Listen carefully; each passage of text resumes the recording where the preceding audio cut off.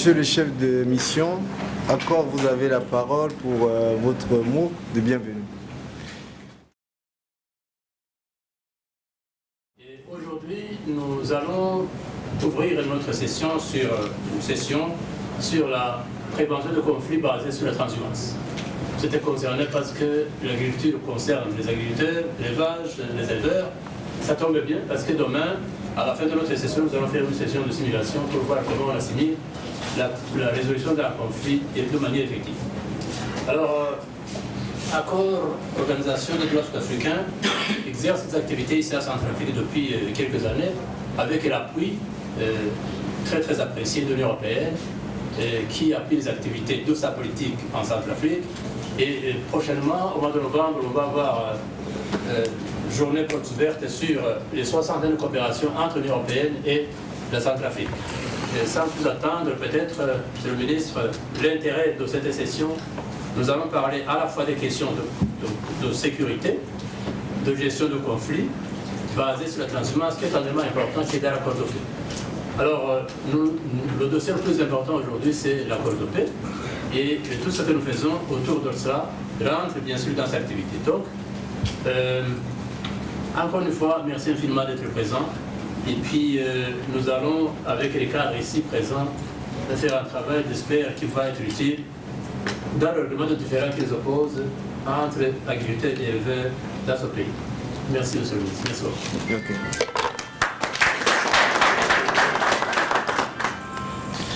Je donne la parole au directeur de l'approche intégrée pour la stabilité de la paix pour son allocution.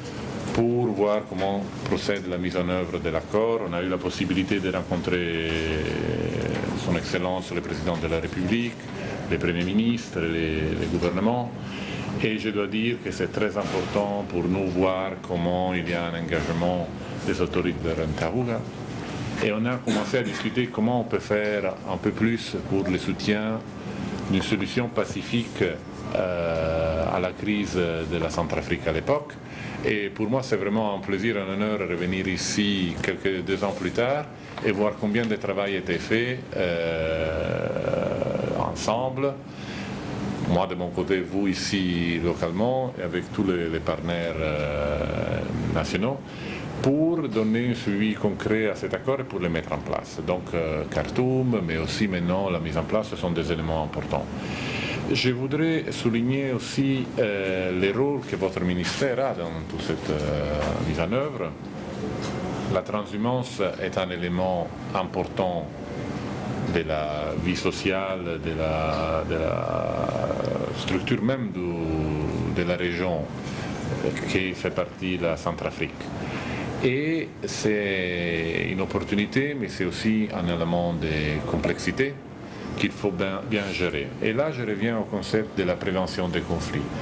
En sachant que la transhumance a ses périodes et ses coutumes, c'est important justement être préparé, être prêt, et je suis certain que grâce à votre soutien et la compétence de l'ambassadeur Ntaruga, on pourra avoir ici aujourd'hui une belle discussion sur comment travailler sur ces thèmes qui sont importants pour la Centrafrique, mais aussi pour la tenue de l'accord. Donc, je vous souhaite vraiment un bon travail ici. Je suis désolé que je ne peux pas rester longtemps, mais je tenais vraiment à pouvoir être ici pour signifier l'importance que nous, comme communauté internationale, et en particulier l'Union européenne, qui soutient avec plusieurs utiles les mises en œuvre de l'accord de paix, soit financièrement et logistiquement le travail qui fait M. Ntaruga.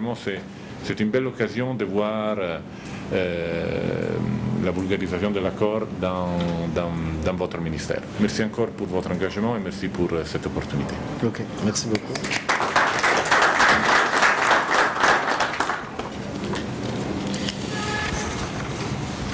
Monsieur le ministre de l'Élevage et de la Santé animale, chers collègues, Madame et Messieurs les représentants de la délégation de l'Union européenne, Monsieur le directeur de l'approche intégrée pour la stabilité de la paix, Monsieur l'ambassadeur, chef de mission Accord, Mesdames et Messieurs les membres des cabinets des différents ministères,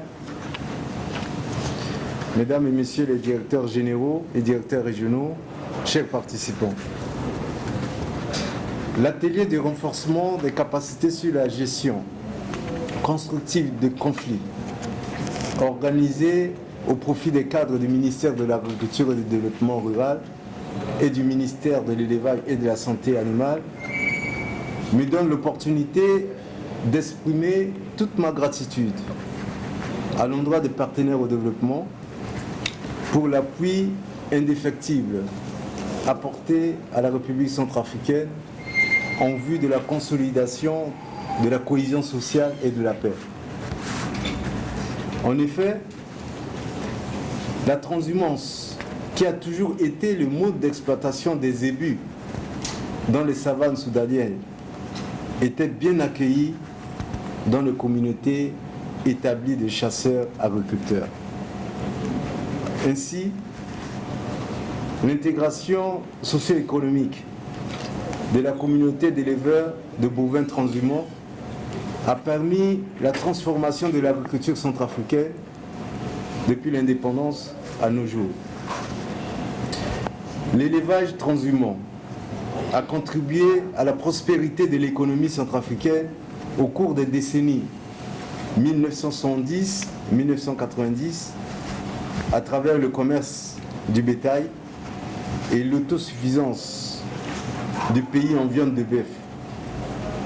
Parallèlement, l'État a engagé des innovations de gouvernance saluées par tous les partenaires au développement, à savoir les communes d'élevage, l'organisation des éleveurs à travers les fédérations nationales des éleveurs centrafricaines, en abrégé FNEC. Ainsi, des changements de pratiques d'élevage ont émergé autour des villes par l'association des cultures vivrières de cycle long à une mobilité limitée dans les aires d'élevage pour certains éleveurs de bovins. À l'opposé, on a assisté à l'adoption généralisée de la charrue à traction bovine dans les zones cotonnières. Au cours de la même époque, le phénomène Zaragina a mis à rude épreuve ce mode d'exploitation d'élevage transhumant basé sur la mobilité saisonnière des animaux. Les Zaragina attaquent des campements peuples et demandent des rançons.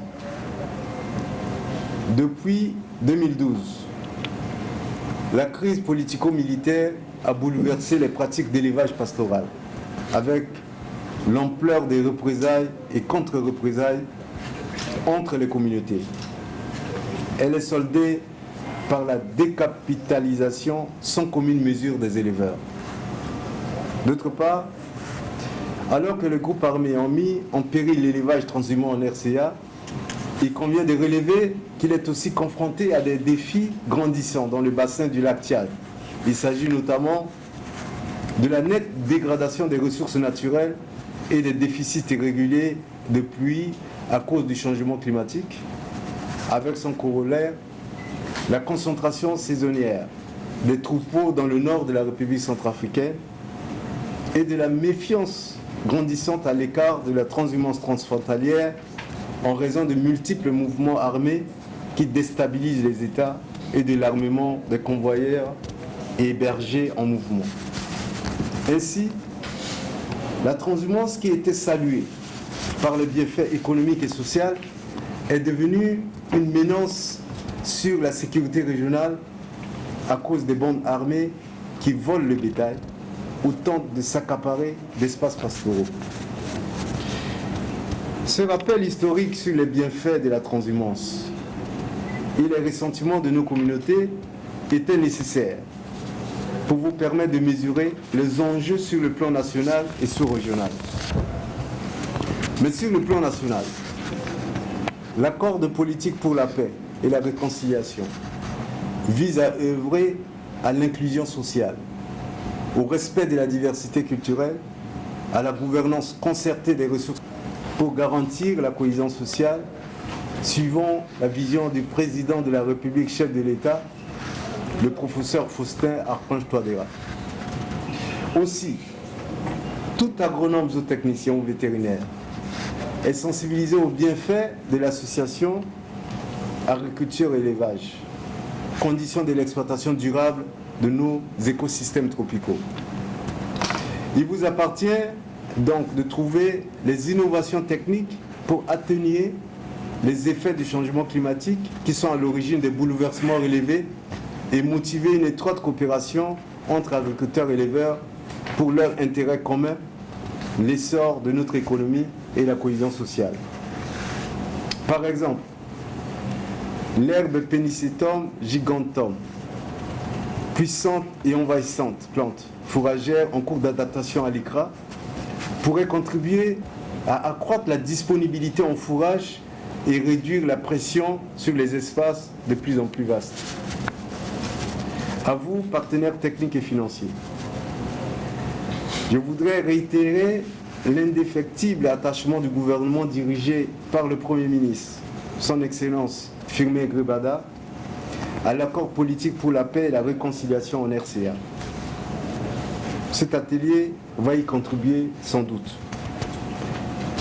Ainsi, je déclare ouvert l'atelier de renforcement des capacités en gestion constructive des conflits au profit des cadres du ministère de l'Agriculture et du Développement rural, ainsi qu'à celui en charge de l'élevage et de la santé animale.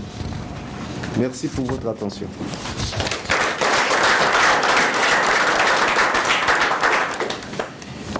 La séance est suspendue.